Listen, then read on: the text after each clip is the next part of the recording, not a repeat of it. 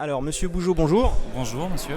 Vous êtes donc, on va dire, responsable du projet d'extension de la ville spatiale. Et ce matin, avec Monsieur le maire et tous les acteurs présents, il y a eu une énorme réunion, on appelle ça un comité de pilotage, donc pour initier un petit peu ce projet. Est-ce que vous pouvez nous en parler un peu plus en profondeur, en détail?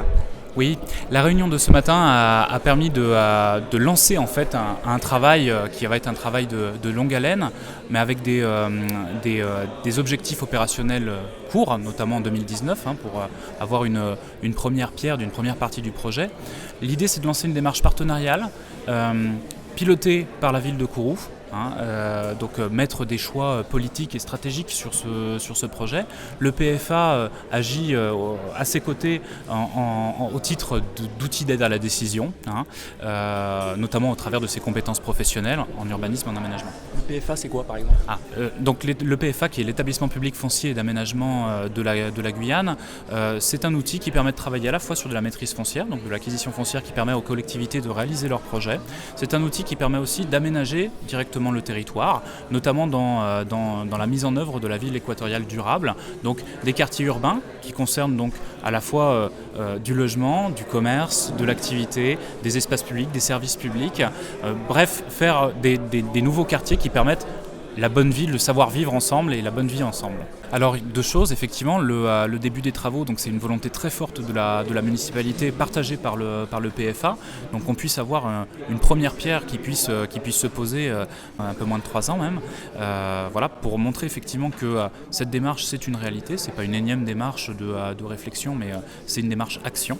Monsieur le maire, je me retourne vers vous maintenant après cette première réunion de lancement. On sent l'enthousiasme. Est-ce que vous êtes content de voir que cette extension tant demandée, tant voulue, nécessaire pour Kourou est en passe de commencer? Ah oui, je suis très heureux. Je suis très heureux puisque c'est le premier comité de pilotage. Ça nous donne déjà, puisque nous avons vu avec les 3 bureaux, donc à peu près 3 visions un peu plus larges sur cette zone. La première zone, c'était la ZAC 1 à l'époque, donc de vraiment l'arrivée de la base spatiale, donc dans les années 67, début 70. Et donc là, nous partons sur le premier projet vraiment d'extension depuis près de 40 ans sur Kourou. Donc c'est vrai que nous sommes très heureux déjà sur ce premier comité de pilotage. Et puis, comme l'a dit tout à l'heure Benoît, il faut maintenant une participation aussi de la part des citoyens, que ce soit aussi sur le monde économique, dans différents collèges pour des propositions, puisqu'on va se rencontrer régulièrement sur les orientations. Et puis pareil, on a parlé donc de l'aspect sécurité. Et puis le gros problème de Kourou, comme on l'a dit depuis que nous sommes partis au combat, nous ici sur la municipalité, c'est que Kourou n'a pas de centre-ville, n'a pas de cœur de ville. Et l'objectif pour nous, c'est de créer sur cette extension un moyen d'avoir un centre-ville.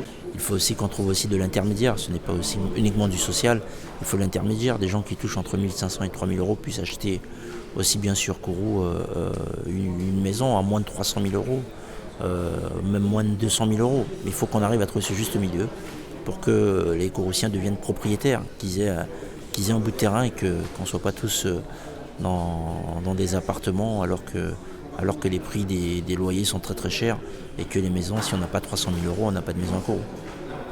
Merci monsieur le maire. Merci.